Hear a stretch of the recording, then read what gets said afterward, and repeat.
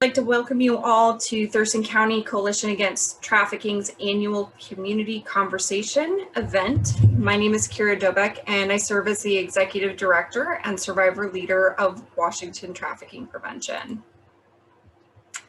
Our mission is to prevent human trafficking in Washington State by equipping the vulnerable and engaging communities. Our community coalitions against trafficking are one of our most important initiatives as an organization. And I'm so grateful that all of you have joined us this evening to learn about the impacts of human trafficking locally. TCCAT is a group of committed volunteers who work and live in Thurston County, who organize different awareness events and an annual 5K race against trafficking that supports all of the human trafficking prevention education in Thurston County that WTP provides. Because of this coalition, cost has never been a barrier to schools, community groups, parents, teachers, and other professionals who attend our trainings and workshops. TCCAT members meet monthly to plan events, and they inform WTP about what is going on locally in Thurston County so that we can respond as an organization to exploitation. Last year, TCCAT volunteers donated 385 hours of their time to bring awareness and host events. Human trafficking is a complicated and nuanced issue.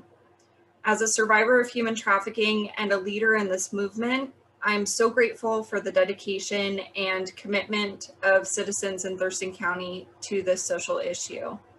It's really touching to me. Tonight, you'll hear from 3 speakers, 2 of which are Thurston County Coalition Against Trafficking volunteers. And one of them, one of our friends from a partner organization will be joining us as well. I hope that this evening that you will be inspired and called into action to prevent human trafficking in Thurston County.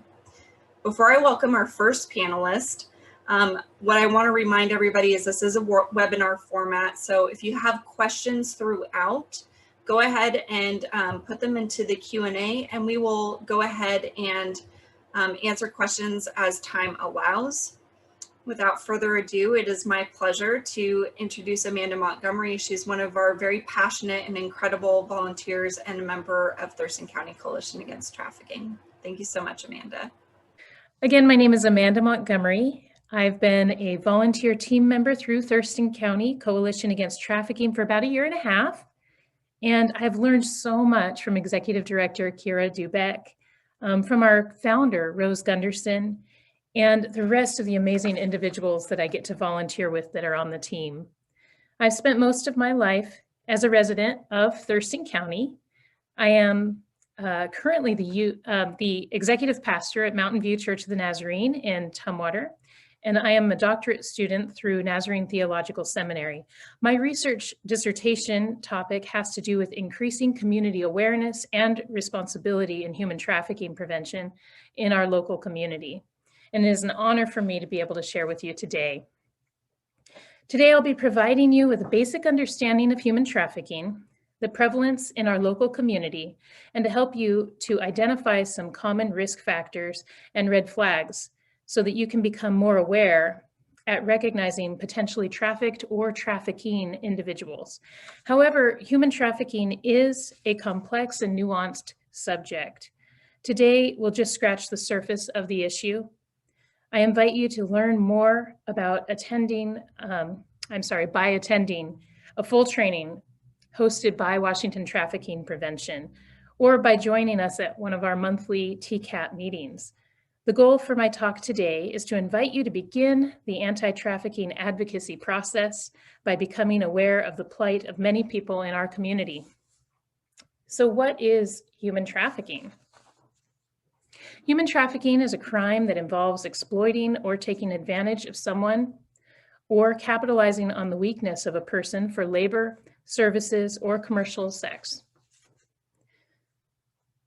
Here is a map that highlights human trafficking hotspots, and you'll notice some red areas that indicate where trafficking is reported the most. The data are collected by the amount of calls that come in from the U.S. National Human Trafficking Hotline, which provides victims and survivors of sex and labor trafficking with vital support and options to get help and stay safe. It may come as a surprise to you that Washington State is one of the primary hubs for human trafficking in the United States. Some reasons are because we have an international airport, international maritime port, 2 interstate highways, and our shared border with Canada.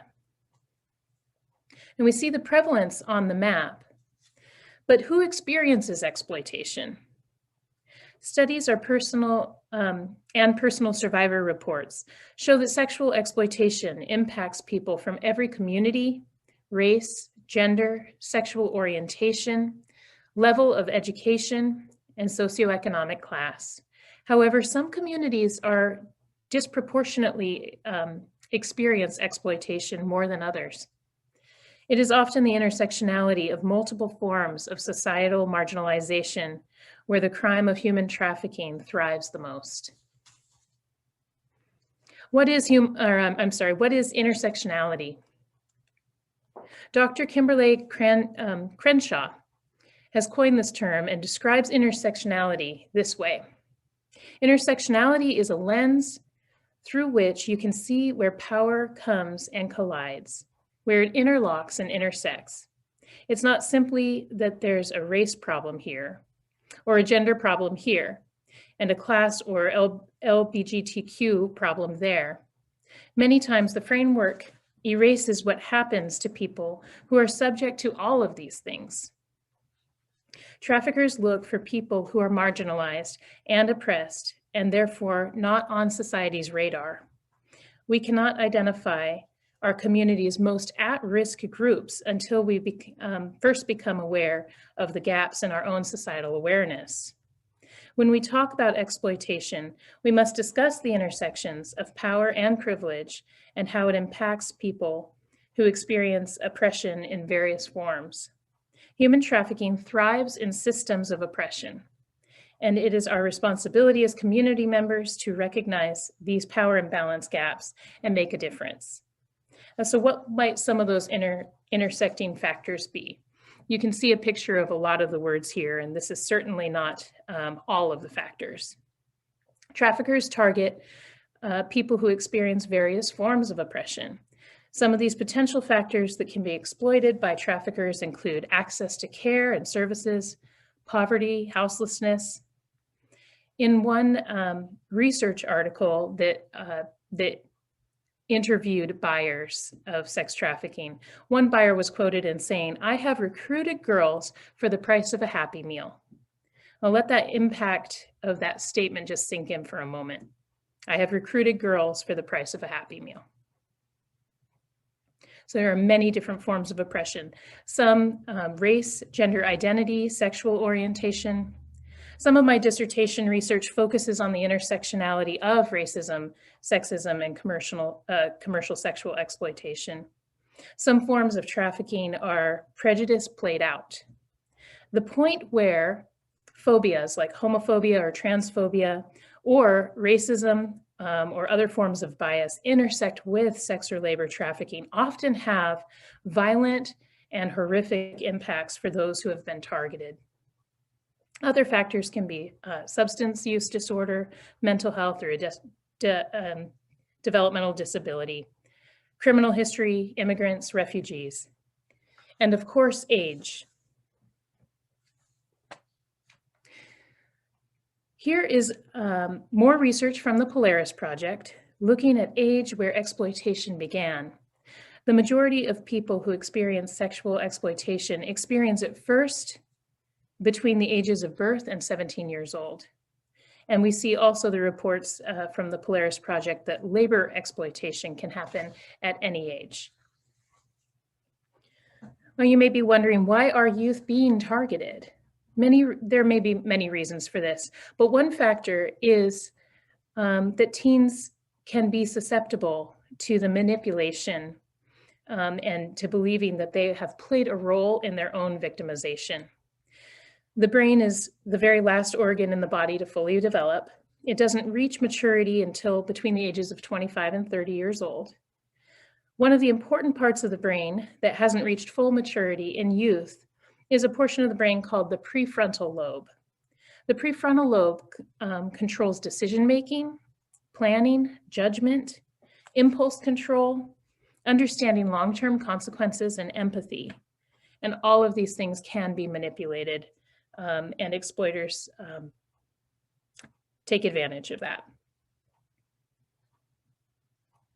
I go into some detail here because Washington Trafficking Prevention specializes in educating youth and their families and other adults who are in the youth's lives to be educated in human trafficking awareness and prevention. And so if you're interested in learning more about Washington Trafficking Prevention's full training opportunities, be sure to contact Executive Director Kira Dubeck. And we've been discussing the umbrella term, human trafficking, which is a crime that involves exploiting or taking advantage of someone or capitalizing on the weakness of a person for labor, services, or commercial sex. But now let's briefly break it down into two main categories: labor trafficking and sex trafficking. The definition of labor trafficking includes the recruitment, harboring, transportation, provision, or obtaining of a person for labor or services through the use of force, fraud, or coercion for the purpose of subjection to involuntary servitude, peonage, debt bondage, or slavery. There are a lot of myths about labor trafficking and how it happens. Based on a study by the Polaris Project, 2,557 victims responded to job offers or advertisement on an official job advertising website. They overpromised pay with little experience as a way to get those who are financially vulnerable to apply. It is worth noting that the majority of people who are recruited through labor trafficking do have legal documentation and rights to work within the US, but many folks who have workers' visas are manipulated with threats to be reported to immigration. The fear of this power and control often keeps people trapped in labor trafficking situations. The Polaris Project identified that the top 5 vulnerabilities that are exploited by labor trafficking are recent migration or relocation, unstable housing, criminal record of history, physical health concern, and substance use disorder. Now, the significance of the research finding that the most exploited vulnerability is that a person has migrated or relocated to a community should be noted to all community members who seek to become aware of red flags of potentially trafficked individuals. If you were to observe labor trafficking, what might you see? The majority of labor trafficking cases involve immigrants, many of whom in the United States are here legally on temporary work visas, some of which require that employers provide housing. So it might look like this: a live-in domestic worker who sleeps in a place not intended for sleeping, an immigrant worker whose employer has confiscated their passport or legal documentation, a worker who is rarely or never allowed to leave the home alone, someone who has no control over their bank account or that their employer has control over their bank account, workers living in accommodations not meant to house the number of people living there, workers living at work sites that have no proper accommodations, or workers in unsanitary or unsafe working environments. Now let's look at the definition for sex trafficking. Sex trafficking is the recruitment, harboring, transportation, provision, obtaining, patronizing, or soliciting of a person for the purposes of a commercial sex act, in which the commercial sex act is induced by force, fraud, or coercion, or in which the person induced to perform such an act has not attained 18 years of age. The term commercial sex act means any sex act.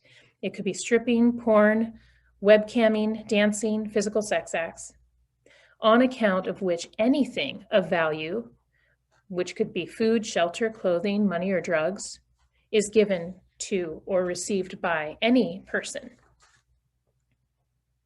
And the definition for commercial sex abuse of a minor is when a person makes a specific offer to engage, offers to supply, inquiries about engaging, or provides anything of value to a minor or a third party as compensation for a minor having engaged in sexual contact or act with them.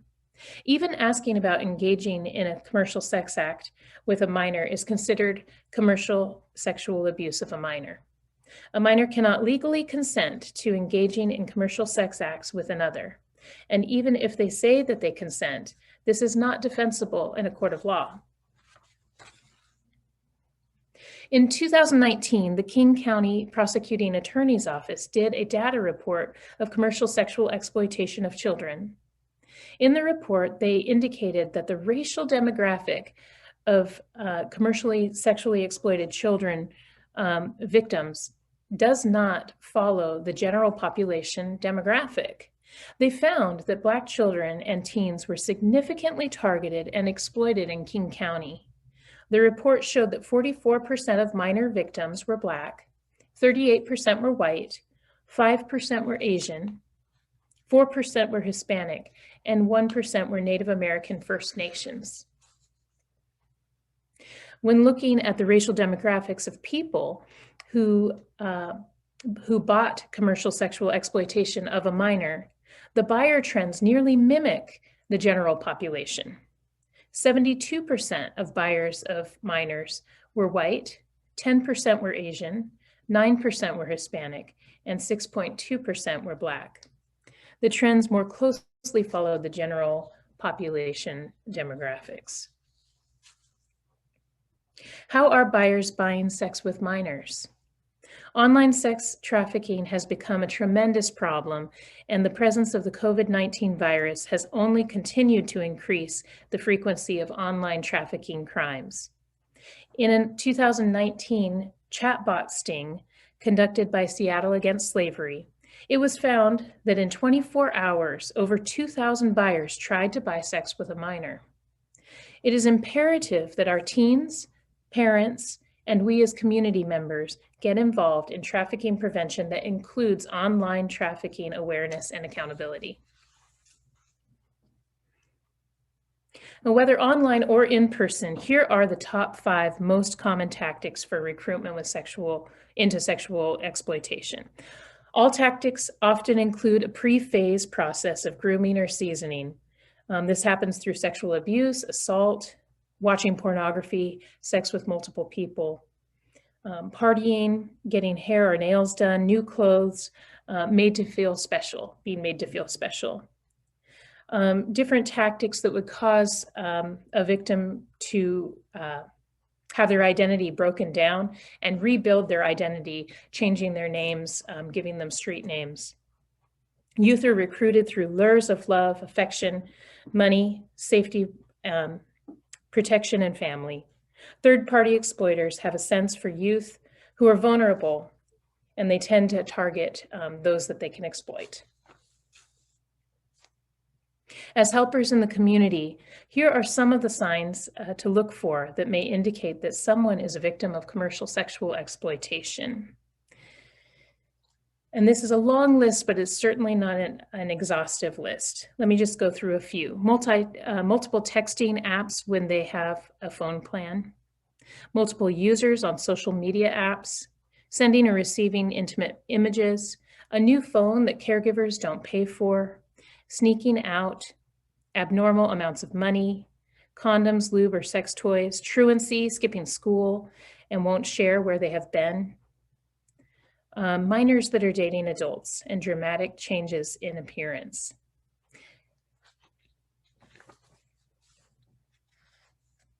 A major way to make a difference in our community is to become aware of these signs and other signs as well, and contact the National Human Trafficking Hotline. I encourage each of you to add this number to your cell phone contacts list so that if you would ever need to use it, it's readily available. Finally, I hope that you do consider our invitation to get involved on our Thurston County Coalition Against Trafficking.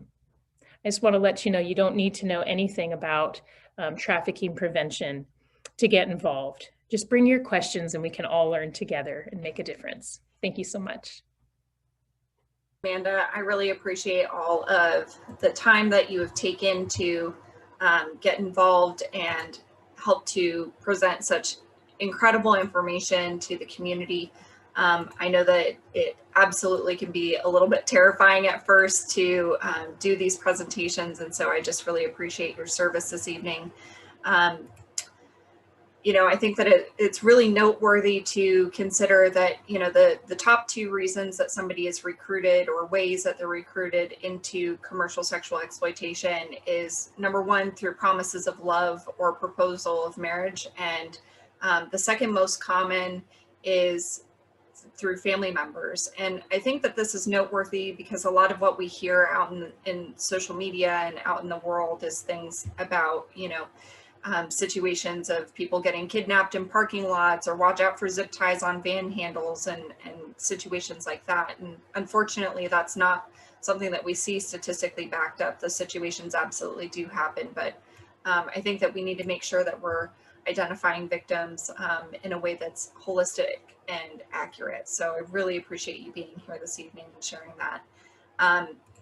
I do want to turn it over to Jacob. He is an incredible volunteer. He's been with us for about a year and a half now. And he does a lot of really incredible work, a lot of our communications work, and so grateful to have him here this evening. So I'll go ahead and turn it over to you, Jacob. It's really great to be here. Thank you, Amanda, for that really informative presentation. You know, it's always, you know, as Amanda said, you don't have to know everything about trafficking to be a part of this, and every time you know, I always learn something new, or you know, or it sticks with me a little bit more. So anyways, yeah, my name is Jacob Myers. As Kira mentioned, I've been volunteering with the Thurston County Coalition Against Trafficking for about a year and a half, and I just want to start off by saying thank you so much for being here tonight.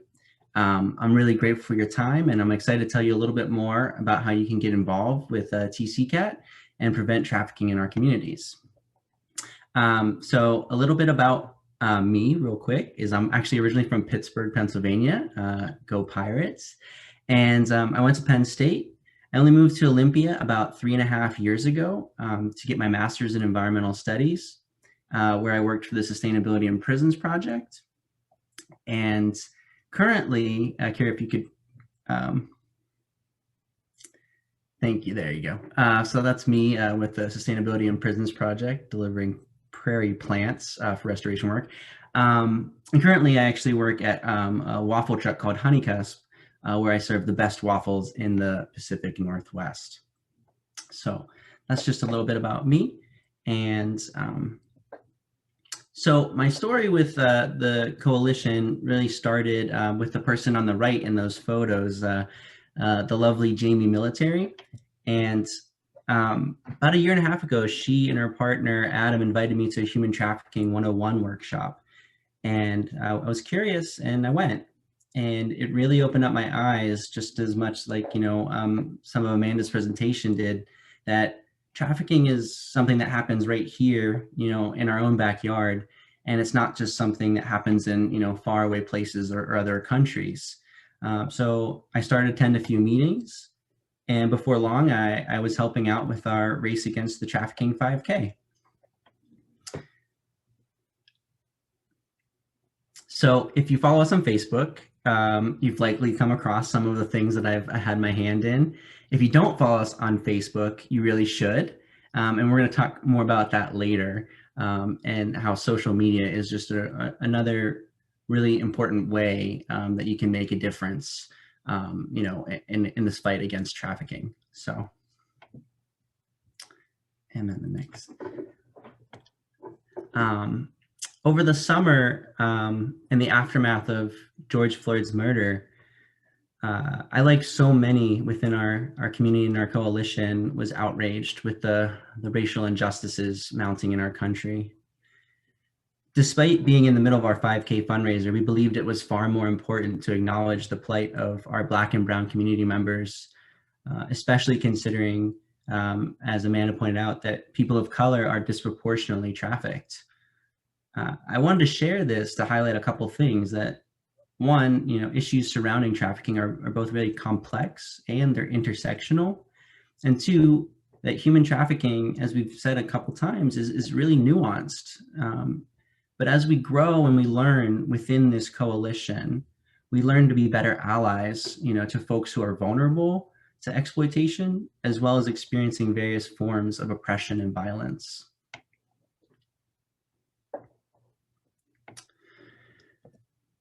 Which brings me a little bit forward to tonight, so as I was going to a lot of meetings and we were thinking about how we could grow our coalition and what was really missing, we started to notice, and I started to notice in particular, that there weren't a lot of men attending our events or our meetings.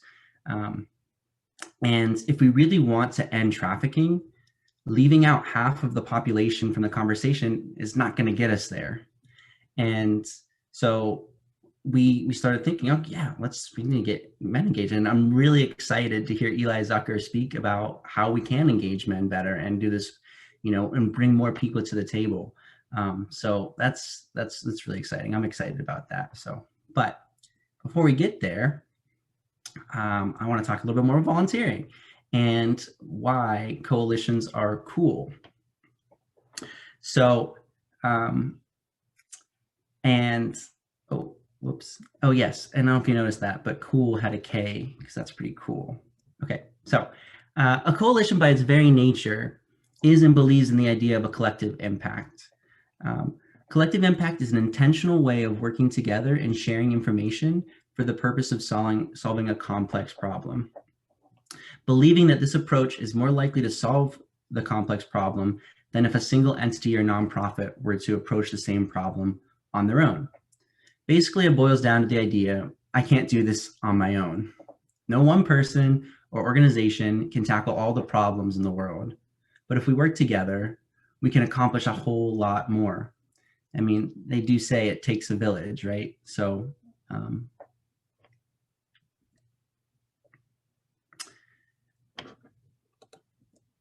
and so I wanted to bring attention to this. This is a really cool slide. I found this on the internet about the 5 conditions of collective impact. And I'm going to go through them actually in reverse order. As you can see, like it starts at the ladder there at the bottom, and having a backbone support organization. So we're a coalition that's made up of volunteers, and we're not the only one. There's also the Skagit Community Coalition. There's the Pierce County Coalition, and we all rely on Washington Trafficking Prevention, as our resource, as our support, which we're trying to bring trafficking prevention and education across the state.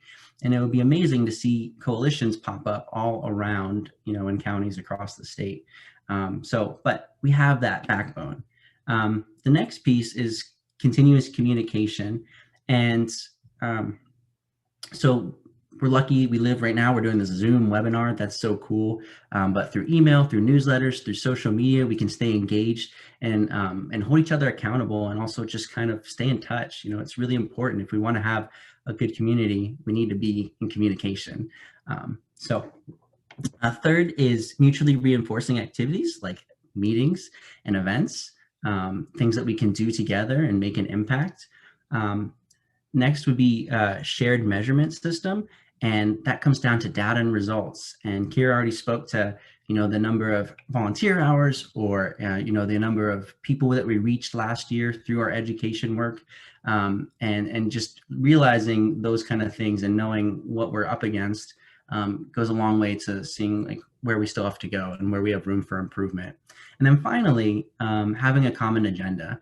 I think we're all here tonight because we really care, and what this coalition and Washington Trafficking Prevention is about preventing and ending trafficking, sex trafficking and labor trafficking of all, so, and that's just something that just really unites, I think, through all 5 of those conditions. So that's why coalitions are cool. And here's how you can get involved with ours.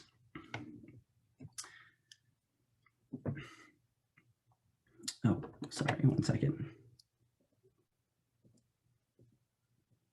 Okay, so this is hopefully a little more exciting. first of all, I bet you might have some common questions, because I know I've had these same questions myself. Like, how can I help? What difference can I make? And where do I start? Like, I think I find myself asking these all the time and in a lot of different areas of my life. But let's like nip something in the butt right away. For one, you're here. You're here. Just showing up is huge. I actually attended a Tumwater City Hall meeting last week to support Rose and the Thurston County Coalition being recognized by the city for our work against trafficking. I showed up and, just to support Rose and the organization, and they even offered me some additional time to speak. And it just serves to amplify the message. And, at that same meeting, there were more than 30 individuals who put in a public comment in support of the Thurston Climate Mitigation Plan. And it was powerful, hearing one after the other. And when we all just use our voices and we just show up, I mean, it really makes a difference. So another way, as we're going to keep on asking and encouraging you to attend our monthly meetings and events. That's a really great way, another way to show up. Third, you can attend a city council meeting, like I just mentioned. Our city officials and our council members, they do some really great work, and highlighting issues that are important to us lets them know like better ways that they can serve us. And they also have connections that can help spread the message and take it to other potential partners or community members that we may not have thought of. So. Fourth is attending Human Trafficking 101. Like that was how I got involved in this work. Learning the signs, as Amanda pointed out, learning more about this issue and the complexities of it, or even like they take you through some different exercises where you can be like, is this trafficking? Is this not trafficking? Is very helpful, because sometimes you're going to get it wrong, and the more you can work on it, like the better you're going to be able to help yourself, identify it, and also people in the community, better serve our community. So fifth on the list is our 5K against trafficking. You don't even have to run a 5K. You can walk it, or you could just register, and registering in itself, like you're donating, is immensely important and does a lot to help us bring more education and more events to the community. Really going to encourage you to register or sign up, or even if you wanted to help, we're going to talk about more of that on the next slide. And I think the last thing on there, by the way, is just our monthly meeting. Our next meeting is Thursday, February 11th from 5:30 to 7. Just to throw that out there. So, okay. So more ways to get involved. Thinking back to this idea of collective impact and this work, this coalition is all about working together. And in preparation for this event, Kira and I did some brainstorming on possible ways for the coalition to grow. And we came up with a number of ideas or different positions where we could really use some additional support and help within the coalition. So just going through top to bottom, we thought an event coordinator, someone who could help promote screenings or attending proclamations or city council meetings. These are all just ideas, by the way. And as a coalition, it's definitely like, this is something where we can grow and work together. It's really our baby, and we can kind of, make it serve us the best way that we know. A 5K coordinator, someone who's just all about the 5K and related events. An outreach coordinator, someone who could, coordinate going to schools or businesses and reaching out to other organizations and sponsors. A volunteer coordinator, and a marketing coordinator, or if you're like really good at graphic design and you want to get more involved and help make some really cool graphics for us, that would also be immensely helpful. And again, these are all just ideas, and whatever maybe skill that you have, and if you have an idea of what you can contribute, we'd love to hear about it and love to learn more. I'm pretty sure Kira's going to drop a form in the chat where you can fill out like what coalition would be the best fit for you, and what ways you might be interested in getting involved. And so you could even learn a new skill, and you could even work together with someone, a 5K coordinator. We could use 2 5K coordinators to help, manage this. And again, these are all volunteer positions, but they're really great ways of getting involved and making a difference in our community. And the more people we can get on board and help out, the more people we can reach with our education.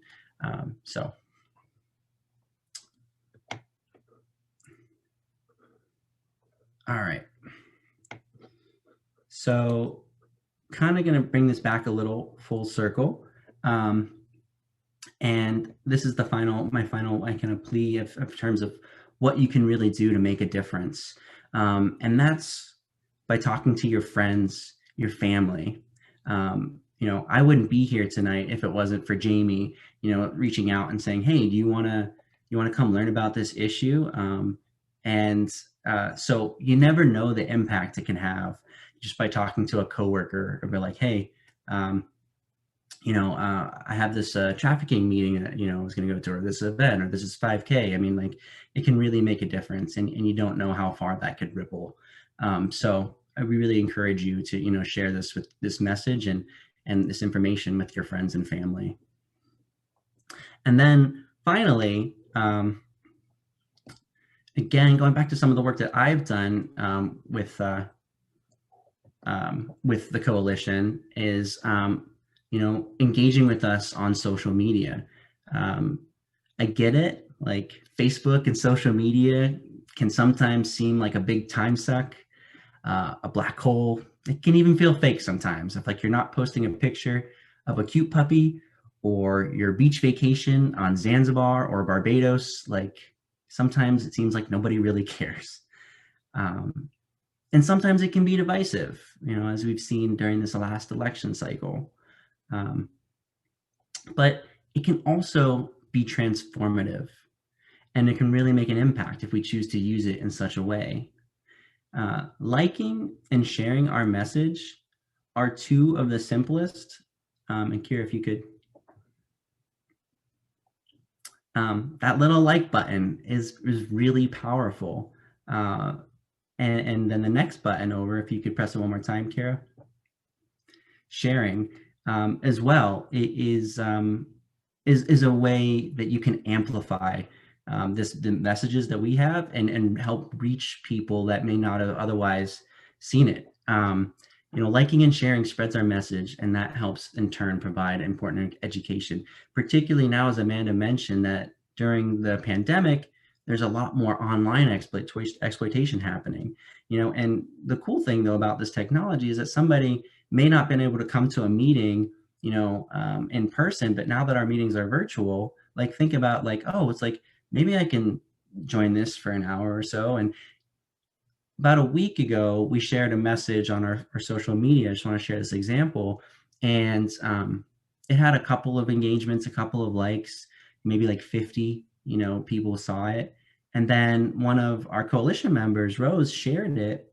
And eventually in a matter of, a few hours a day, it went up and, we had 400 people, who had seen this message. And then I shared it, and then like another 100 people or 200.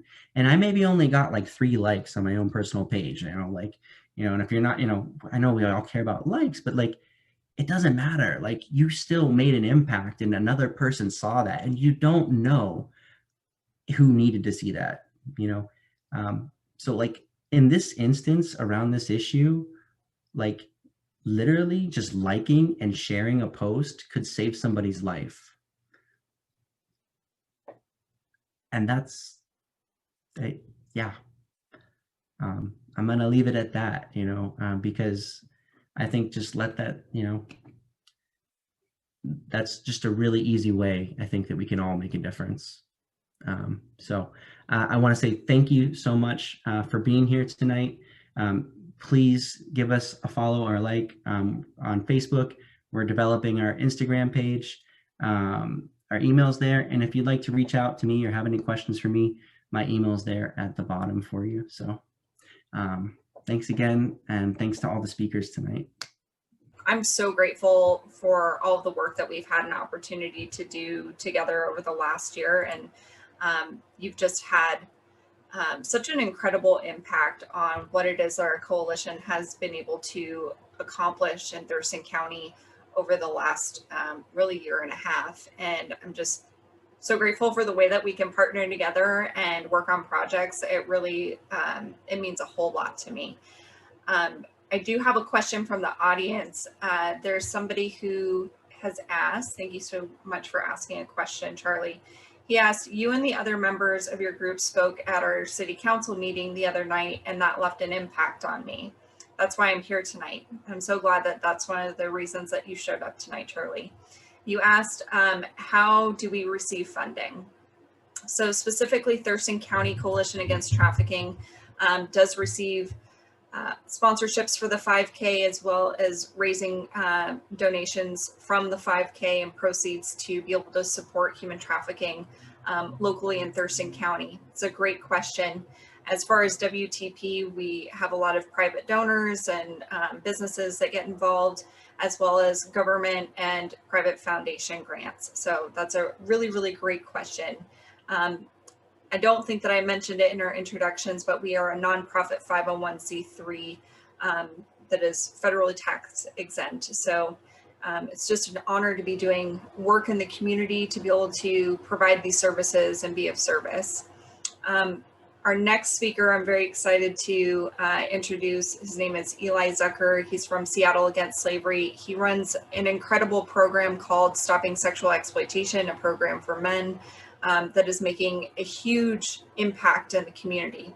So I will go ahead and pass it over to you, Eli. You have screen sharing capabilities, so please feel welcome to. Thanks, Kira. Naturally, as you just talked about sharing my screen, I don't have much to share other than my face, but I'm really eager and pleased to be sharing space with you all. Really a conversation, I hope, which is an odd thing to suggest over Zoom like this. But I really want to encourage folks to share thoughts or questions while I'm speaking. I think talking about men's accountability can be really difficult sometimes, right? A lot of the conversations that we share around sexual exploitation, around trafficking, can be difficult no matter what the angle is. I just want to acknowledge for folks who are here who have lived experience or are involved in this work in a way that makes talking about men's accountability work difficult. I just want to name that, right? That men's accountability work, sometimes the way that I talk about it may not be the way that you need to hear it be spoken about. And I want to honor that that's okay. There's a lot of ways that we can approach this work, and the way that I approach it through a restorative justice lens is just one way. So that's hopefully an encouraging invitation in to ask questions if things come up for you and complicate this, and also know that I'm here for conversations after tonight, certainly. So I do just want to say a few quick words before we jump in here. Washington Trafficking Prevention is doing such incredible work, and the work of this coalition, Thurston County Coalition Against Trafficking, is such a strong piece of the community. You all are doing work in such an important location and place in our state. Most of the work that I do is in King County, but I feel the power of the work that you all are doing in Thurston County, and it matters, and it's deeply significant for the way that we're ending exploitation across the state. So I just really want to express my gratitude to all of you for all of the work that you're doing. Organizing is not easy, and y'all are doing an excellent job. So as Kira said, I'm Eli Zucker. I'm the Director of Men's Accountability at Seattle Against Slavery. We've been around, we're going on our 11th year at Seattle Against Slavery, and we do a couple different things. Our main programs are around prevention, mostly in schools, but also in the broader community, engaging youth. We work with technology. primarily working with service providers across the state to bring them software that helps them more directly and accessibly connect with folks who may be experiencing exploitation. And then my programs are around men's accountability. Kira mentioned one of them, the Stopping Sexual Exploitation program. This is a 10-week program designed mostly for men who are sex buyers, but also for men facilitating trafficking in our community, and also just men who feel stuck, right, for a variety of different reasons and need a space to unpack some of the struggles that they're having through gender-based violence, whether it's they're being a perpetrator or otherwise, and they do that work with us. So it's a really powerful 10 weeks. We have a lot of conversations that men, I think, broadly not only don't share with each other, but generally avoid having for most of their life. So it's really an invitation in to do work that we don't typically share with each other among men, which is really powerful. It means quite a bit to me. Another program that we do is the Men's Accountability Community, which is more of an ongoing and sustainable space where we can do work for the long haul behind the voices and leadership of survivors. When we created this group, the group of men that started this, myself included, went to survivors around our state and asked, how do you want to see men show up to support your healing? And we took it from there, and we still do. That's our primary charge, is how do survivors want to see men show up to support them in their healing? And that's where we move from. The hope is that we have men who start out maybe with an invitation in the 10-week program, and then we shift them into the Men's Accountability Community. It's a really powerful experience, like I said a few times, and it's something that's really meaningful for me. I want to talk a little bit before we share some ideas that are about how to get involved for men. I first want to talk a little bit about accountability and what that means. This is, trafficking and commercial sexual exploitation are fundamentally expressions of gender-based violence. And because of that, I feel really passionately that all men have a responsibility to address this issue really thoroughly and really be there.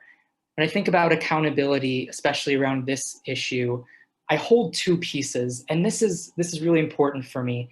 I hold one piece first and foremost that says that in this issue, a gender-based violence issue, men are making choices in our community that are causing harm, right? My relationship to survivors, the job that I do, I feel really accountable to starting here. I'm anchored in this place because I know the trauma, the harm, the violence, the exploitation that underline the choices that men are making in our community. I'm always in this place, right? And I also hold another piece as I work with men causing harm. I hold this other piece that says the choices that so many men are making are coming from an environment and a context, right, that has often in their life benefited them. They've gotten privilege, benefits, opportunities from making choices that are causing other people harm, right? And most men, myself included still in a lot of ways, aren't even aware, one, that we've been causing harm through choices that we've made sometimes, but also that we are getting any benefit at all. So some of the work that we do, right, with accountability is sitting at the messy intersection of both of those things. How do we educate and really internalize the harm that some of our choices have been making in community, particularly among men who buy sex? But then how do we also hold space, really respectfully, for men among each other to unpack their life, their experience, so that they can grow into a healthy, fulfilling version of themselves, for their family, for their community. That piece is really, really important. And I want to say that that work is something that I don't expect everyone to feel connected to, or everyone to feel like they are the folks that need to take on those conversations. Something that I feel really passionate about in this work is that men have a responsibility to have these conversations with other men, right? There's labor that survivors of exploitation have to do to have these conversations with people who are harming them. And we want to ease that burden. We want to ease that labor. And as men, we want to take responsibility and ownership to take on that work so that other survivors and other folks who have been impacted don't have to. That's a really big piece about this. You know, when Kira and I were talking about this space, this conversation, we spoke a little bit about how difficult it can be for a lot of folks to get involved, particularly that it can feel difficult for men to get involved in organizing and volunteering around this issue for a lot of reasons. I think for myself, when those moments have happened, when it feels difficult, it's a lot of times because I'm afraid of screwing up, right? I'm afraid of making a mistake. I'm afraid of offending someone. I'm afraid of hurting someone, right? And again, I want to express that part of the reason why we cultivate spaces where men can do this work first with other men is because the mistakes that we make, that work that we have to do, that can be more contained, right? We can hold each other through that process of messiness, right? For a lot of the men that I work with, some of them are in their 60s and their 70s, right? And they've never had an opportunity throughout their life to ask questions about their masculinity, to be vulnerable in that way. I wouldn't want the first person that they have those messy conversations with to be someone who has been harmed by the choices that they've made. I want that work to be taken on by other men so that, because I have capacity, and we, I think as men, have more capacity to do that work because it's still about us, right?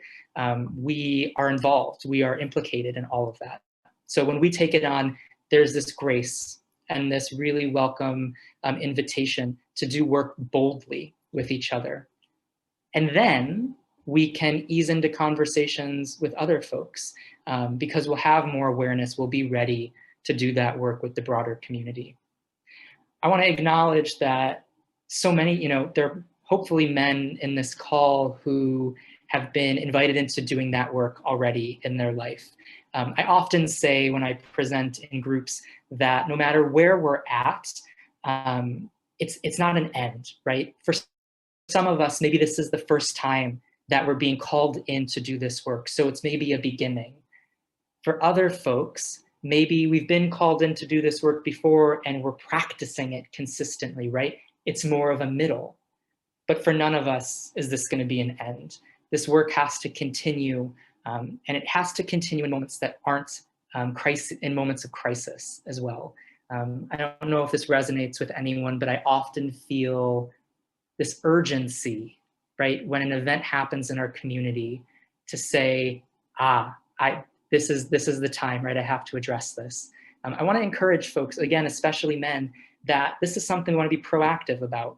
We want to continue a consistency and sustainability around unpacking our own masculinity and where we're at to support this issue. And then also working and building relationships among community members.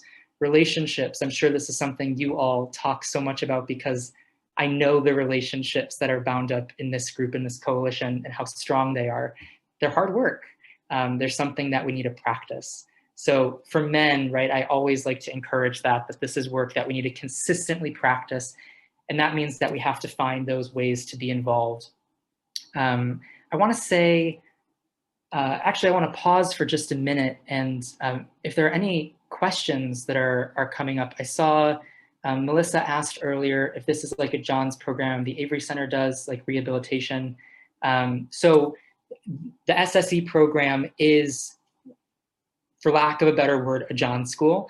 John schools, for those folks who aren't familiar, are typically a 1-day, 6-hour session on a Saturday. And historically, they haven't really proven very effective, right? Men, it's more of a slap on the wrist or a don't buy sex again because you're gonna get caught and you could lose your job. I know that there's some sex education work that gets put into those classes, which I think is so important. And I really would appreciate if the reason that men in our community didn't buy sex was because they knew the impact that it's having on folks in our community, that they understood that harm, right? That education piece, and then also learning those tools to build more healthy, fulfilling relationships in their life. Those are the things that I want to come through. So yes, John School, and it's a much more comprehensive experience for the men than what we know about John Schools historically in our area. Great. From Janice, I see, to what extent is Eli's work connected with domestic violence issues? Great question, Janice, thank you. They're absolutely tied up, right? When I think about not only trafficking and sexual exploitation being expressions of gender-based violence in and of itself, I also get a lot of folks who come through my class and grew up in DV homes. Sometimes they recognize in real time through our class that they themselves are perpetuating domestic violence in their own relationships, in their own home. It's a really difficult moment when those epiphanies come up for men in real time in our class. And they do come up because, like I said, these issues are so married. When we see the trends that follow masculinity and what masculinity presents in the way of violence, there's a lot of expressions of that. Domestic violence is one, sexual assault is another, buying sex, trafficking. They're different expressions, right? I don't want to make it sound as though they're the same thing, because they're not. And myself and a lot of other organizers, practitioners who work with men are really keenly aware of the shared roots that they all have. Fantastic. Yeah, thanks for those questions, everyone. I want to offer a few really key pieces that tend to guide my work. As someone who, again, myself being a man, the way that I feel connected to this work and want to reflect to other men ways that we can show up that feel appropriate and connected and genuine. The first place that I always start is listening, right? When I talk with other men who are doing this work, we think about the history of men trying to do accountability work. And so often what that's looked like is men gathering, right? Deciding we're gonna fix this problem. And they do that work without consulting with survivors. They do that work reflective mostly of their own experience. And what ends up happening is that it doesn't really go anywhere. Or if it does go somewhere, it usually isn't in the direction that survivors are asking their support to go. It's not really landing in that way. So I want to emphasize more than anything, we have to listen, right? This is a practice that I'm still growing in. This is a practice that I think so many men, we receive messages throughout our life that says we're supposed to be dominant, we're supposed to be the loudest voice, we're supposed to be leaders, right? Unlearning some of those messages and opening ourselves up to more collaborative processes, opening ourselves up to following someone else's lead. It's not easy, and it is so important. It is fundamental to doing work in this space. We can show up to an event and we can just listen, right? We can make sure that folks who are survivors, folks with different identities, have the mic, that they're the ones who can share their experience. When I practice that really diligently, I always walk away feeling really energized and supported by the brilliance of people in my community, because that space was afforded to them to say those things and share their experience. So listening, following the leadership of survivor voices, that is always our guiding light. That is our North Star. Another piece that I like to emphasize for men doing this work is that it's okay to do small things consistently. In fact, that's actually the way that I prioritize doing this work. Sometimes I work with men and they have these ideas about saving folks right off the bat, right? That's their mentality, that we have to do this grand, big thing to make a difference. And anything short of that isn't really worth it. I want to flip that idea, right? And I actually want to encourage folks, if we do small things consistently, if men show up, right? If we show up to coalition meetings like this, if we consistently have a practice of donating $5 when we're able to, if we commit ourselves to having one conversation with one friend every month about this issue, it may feel like those things aren't really moving the needle, but I promise you they are. If everyone did small things consistently, we would be so far ahead in this movement. The big things are really wonderful, and there's a consistent practice where we can move the needle by doing the small things consistently. And I know there's some questions here too. I'm going to share one more piece and then definitely leave space for some more questions. The last thing that I just want to encourage folks around, particularly men, to do this work is that it's not passive work, right? Accountability is not passive. It's not a passive practice. It's active. Accountability and showing up for this movement as a man, I think, really asks us to be present, right? We have to consistently interrogate where we're at, how we're coming to the spaces that we're coming through, and what we can do, right? There's nothing passive about this. I said listening earlier. Listening is a practice of accountability. Listening is not passive. Listening is intentional, right? Listening, when done correctly, is a really intentional thing. So that can look a lot of different ways. I want to, let y'all explore that for yourself and really imagine, based on your lived experiences, what are the ways that you can get involved in this work consistently and really commit yourself to supporting survivors in a way that feels authentic behind their leadership, their voice, their needs. Survivors have been asking men to show up in this movement, in movements of gender-based violence for generations, right? This is nothing new. I am so encouraged by the folks that are here and the folks that I get to work with in our community who are showing up in a way that really meets those asks. The more that we can follow that example, the more that we can practice that consistently, it's going to be such a huge boost for us as a movement. So I want to just look, there's a couple questions here. Linda asked, are there any particularly helpful readings you'd recommend for men and for your group? Yes. Oh, Linda, this is such a great question.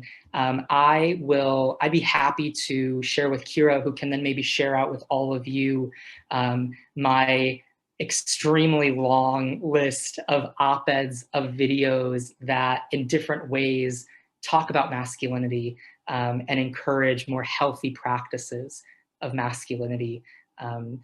Sometimes one video or one resource may not work for someone, right? It may not be the voice or the frame they need to hear it in. So I would encourage for all of you who are thinking about engaging men in this conversation, be authentic, right? Your voice is what's gonna be most effective, not my voice, because I don't know them, you know them. So make it your own. It doesn't have to be perfect, but then also open up the conversation to messiness. I think a lot of the resources that I can share bring in some of that messiness, knowing that this is not a conversation that we're gonna have one and done and be like, we're good, we solved the problem. More than likely, these conversations are gonna take some time. So that grace, that generosity with ourselves, with others. I mentioned a little bit earlier, the restorative justice approach that I bring to this work.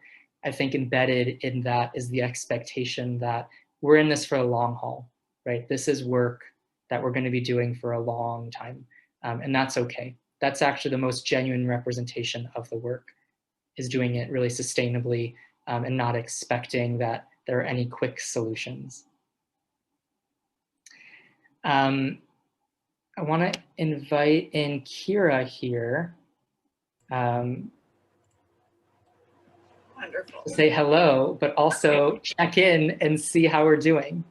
We're doing great. We're doing great. You know, there was a really great question that came in from Rose that I kind of would like to co-answer with you if we can.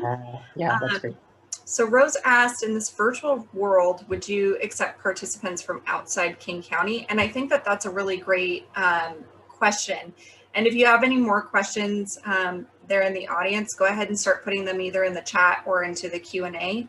But, you know, this idea of trying to get more counties involved in stopping sexual exploitation, and that program is a lot of the work that's being done in the Ending Exploitation Collaborative. And, you know, there's been a lot of roadblocks, and this is why community conversations are so important, is because the community holds the power to start having these things be prioritized, right? And so one of the things that we're really trying to do is get more community members to start talking with local elected officials and saying, we want you to do anti-demand stings so that we can start to curb the demand for paid sex and for, you know, exploited labor. And if we're not doing like stings around these things, we're not going to see anything change. It's going to be kind of like a few different preventative models. But right now, Eli, are you accepting referrals from outside of King County? Yeah, thank you, Rose. I'm so appreciative that you brought that up, and Kira, especially, you know, reflecting back that the SSE program, we would love, and we've been working for the past many years to integrate this program throughout Washington State. And there's been a lot of inroads, and Thurston County certainly has been included in those conversations. Right now, you know, anyone from frankly anywhere is always welcome to sign up for the program. We have, since July of last year, with a number of health and safety precautions, which have gone, knock on wood, the second I say this, it's all going to collapse. But it's been incredibly successful in consultation with public health officials and whatnot. So that's been encouraging. So folks are always welcome to sign up and attend one of our classes that are in King County. We attempted at the onset of COVID shutting everything down in March of last year, we attempted to do virtual groups, and the frankest and most disappointing answer that I have is it was a complete disaster. If you all can imagine, right, the work that we do in the program is really difficult. It asks a lot from the men that we're working with in the way of vulnerability. We ask them to do work that they've never been asked to do before. And that's a lot, for lack of a better word. So what we found, and something that's really foundational for us as a program, is that physical space is actually really important to doing the work that we do. Having men physically be in space with other men to emotionally connect and feel the energy that's in the room. We found that that's really key and fundamental. There's a virtual option available for folks in our program who have overwhelming health and safety concerns around COVID, and also for folks who live outside of Washington State full-time. But those are more limited opportunities that I work with folks one-on-one to figure out, and then we have small groups eventually. So Rose, this was an extraordinarily long and complicated answer that I'm giving you for your relatively straightforward question.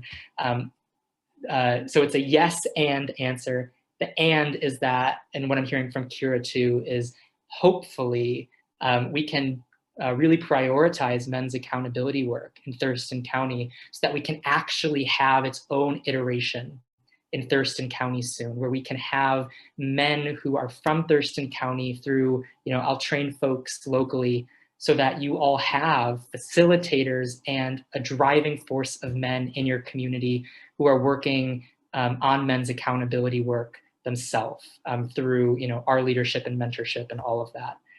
It's totally possible. And the best part about it, the SSE program is free for you all to install as a county. We pick up the tab on everything participants pay to be in the program, but we also give 20% of our revenue back to a survivor service organization in Thurston County for the programs that we facilitate there. So one of my favorite things is that it's literally redistributing money that men would have otherwise used to further exploitation, and instead use that money of theirs to directly support survivors' healing. So there's a lot to say a little bit more about this, but I'm going to catch myself and my excitement and just express that when y'all are ready, right? And I know Kira is so ready, not to speak for you, but I know you are. When folks are ready to have those conversations and bring in the partners and members of our community who want to work on it, I'm an email away. Thank you so much, Eli. And I mean, tomorrow we'll be sending out, resources, that list that Eli talked about. I would absolutely love if you sent that over, and if I could distribute it in kind of our resource packet that we send out to all of you tomorrow. Because I think that it's just so important. I think that a lot of people, are wanting to try and find ways to get involved, particularly men. And, in my side conversations, what I've heard is that people are just afraid of messing up, like you said. And, I think that it's so important. You said something earlier that I just really want to highlight, because I think that it's just so beautiful. And I'm scrolling up. You said that men need to have conversations with other men. And, I've spent a lot of time, like I remember in earlier iterations of SSE, just learning about the things that are covered in that program around, healthy relationships and the different types of love between, friends and self and family members and romantic partners. And like right now, society really just kind of puts men into this space where they can't be like their whole selves. And so, I always feel really sad when I hear these conversations about like, I'm too scared to get involved, because it's okay if like we make mistakes. I make mistakes and in this space, and I'm a survivor. I'm not perfect. None of us does this work perfectly. We just do the best that we can. And when we fall short, we, make amends or fix it. And I think that that's the best that any of us can do, is just continually learn how to show up in this movement better and differently all the time.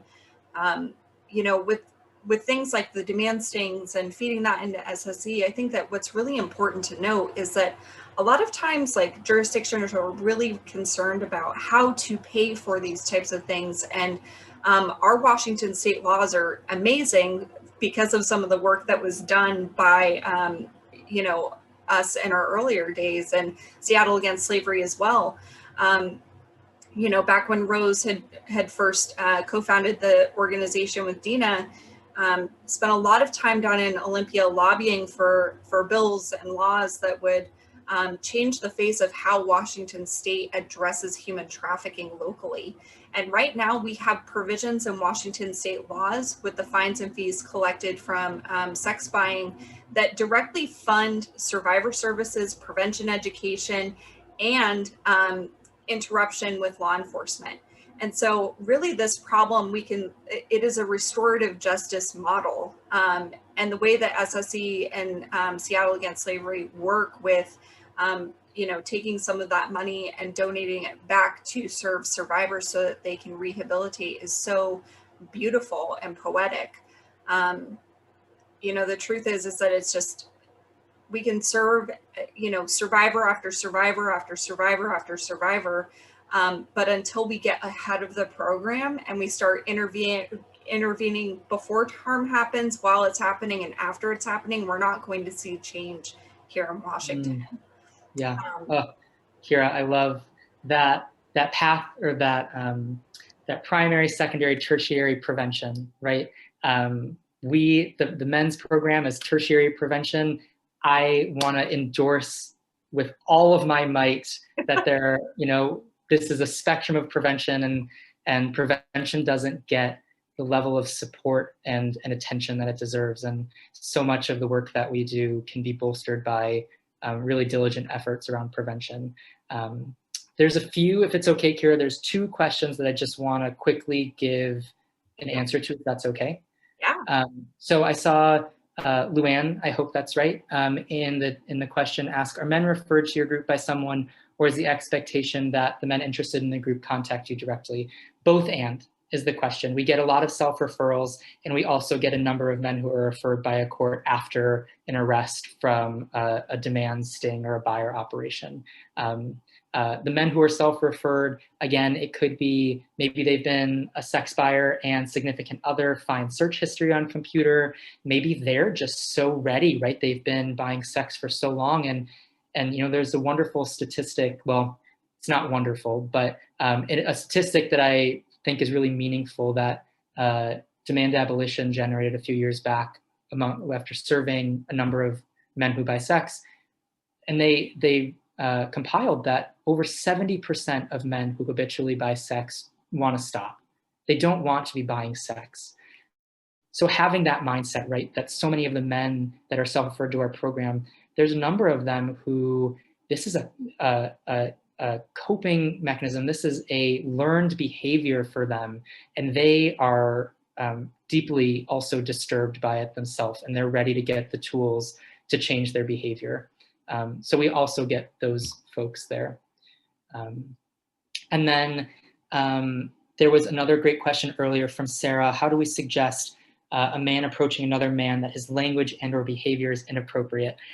This is an excellent question, Sarah, and it's one that I'm not going to do justice now because it takes me normally 3 hours to explain this answer. And the reason that I'm putting out 3 hours, I'm going to share with you all actually right now in the chat. I do a training every 3 or 4 times a year through King County. It's a free training. I'm actually doing my next one this coming Wednesday morning from 9 to 12. It's online, but it's a 3-hour response to exactly this question, Sarah. How do we engage men to end commercial sexual exploitation? Having those difficult conversations, recognizing how masculinity is socialized and what we need to be aware of when we're considering the work that we do with men. So I know that I'm like teasing you with this answer because it's not really an answer, but I also have this wonderful opportunity to give you the fullest answer by sharing space with me on Wednesday. So I hope folks can make it if this has sparked some sort of poll for you, if this is something that you feel connected with. You know, like I said at the beginning, to sort of say my last words here, this work is really about the long term for me. You all have been kind and generous enough to invite me here to share space and voice with you tonight. So I feel naturally a responsibility to every single one of you now to be a partner in this work as we keep doing this together in community. So please, I'm going to throw my email in the chat too. But if anyone wants to explore together, know that I'm here as a resource. And I'm really excited about all the potential for collaboration, continued collaboration that we have in the future. I just appreciate you and the work that you do so much.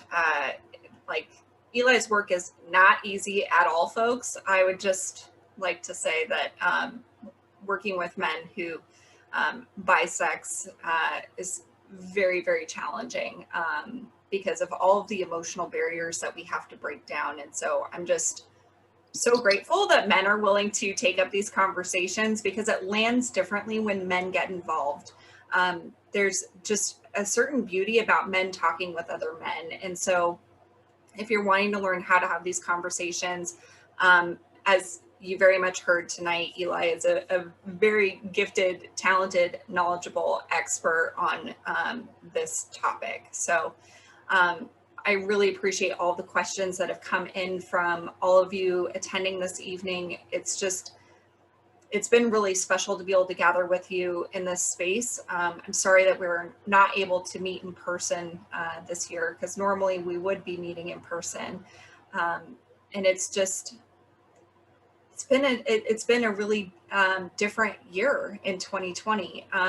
You know, at WTP, we saw a 600% increase in calls to our agency of parents and aunties and uncles and caregivers and folks that are connected with youth or serve youth that were calling about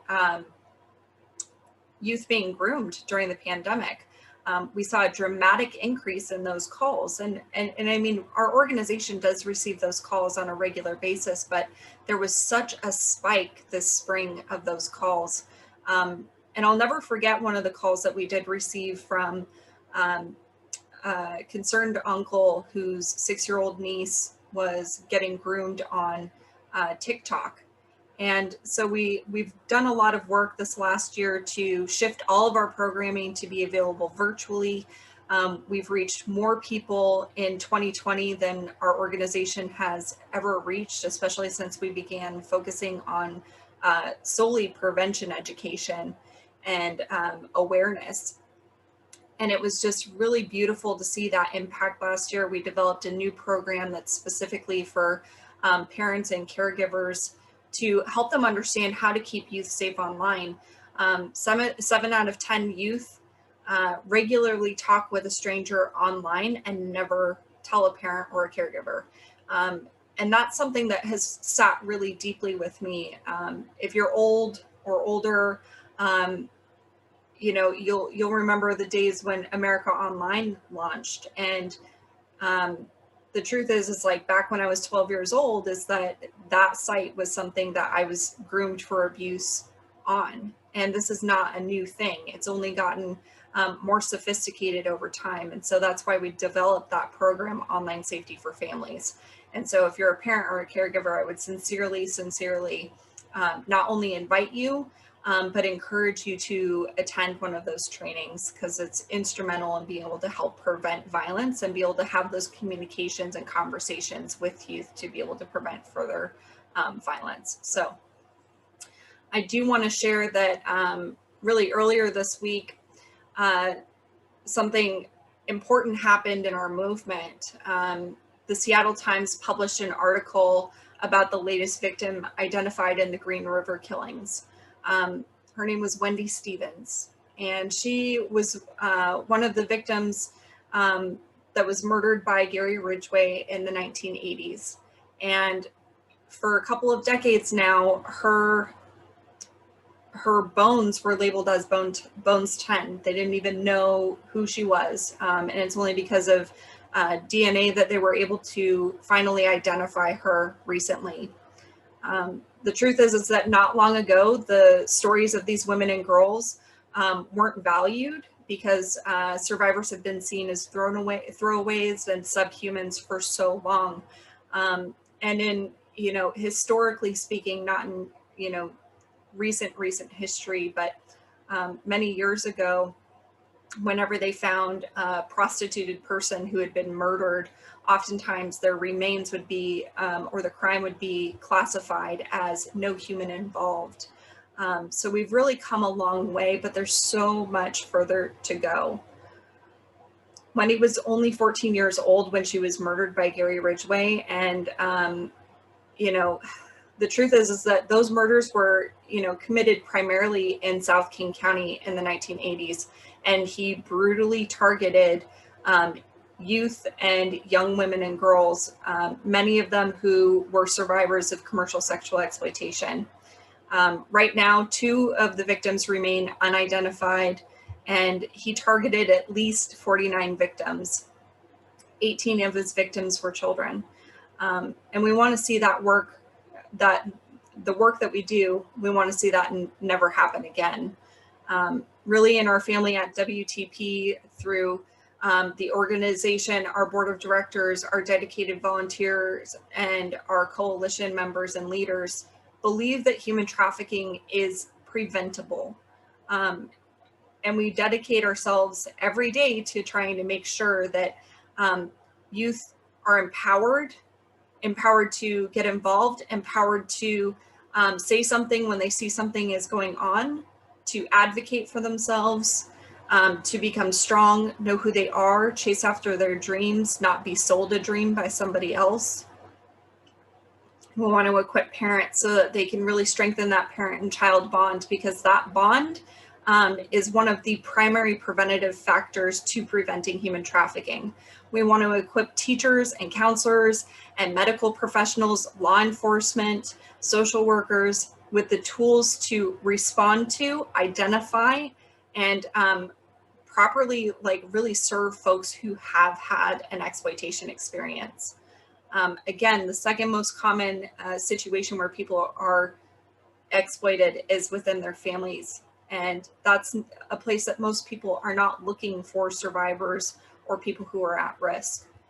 I'm so grateful that all of you have joined us this evening. I just want to give a special thanks to our wonderful coalition members, Jacob and Amanda, for presenting this evening and sharing different things that you can do more about this issue. And my dear friend Eli over at Seattle Against Slavery. It's always a pleasure to partner with SAS on different projects, and I'm so grateful that you could come and share all of your knowledge and expertise. Again, because you just talk about this in a way that I think is so helpful and beautiful. Remember, we're asking for you to get involved. You know, this doesn't happen through osmosis. We have to take action together. I do want to let you know about a couple of really important upcoming events. Earlier, we mentioned that we host an annual 5K race against trafficking. If you are not a runner, that's okay. I am also not a runner. I'm posting the link and the dates. It is a virtual 5K against trafficking. That way everybody can stay safe, because we're not sure if everybody's going to have a chance to get vaccinated by that time. And we don't know what COVID's going to look like. It is running from Saturday, April 24th through May 22nd. If you are not a runner, you can go ahead and donate instead. This helps to support prevention education in Thurston County. So those dollars stay local. Additionally, if you want to learn more about human trafficking, again, it's a really nuanced subject. You can attend our next Human Trafficking 101. It's on February 25th in the evening from 6 to 8:30. We really want you to get involved. So there's lots and lots of opportunities. If you're wanting to get involved, go ahead and reach out. The email is tcat@traffickingprevention.org. I sincerely appreciate all of you being here and joining us to learn more about what you can do, how you can get involved, and what the problem looks like. And I hope that you feel as inspired as I do every time we get together and we meet and we hear from different people who are in this movement doing this work every single day. I hope that all of you have a blessed evening.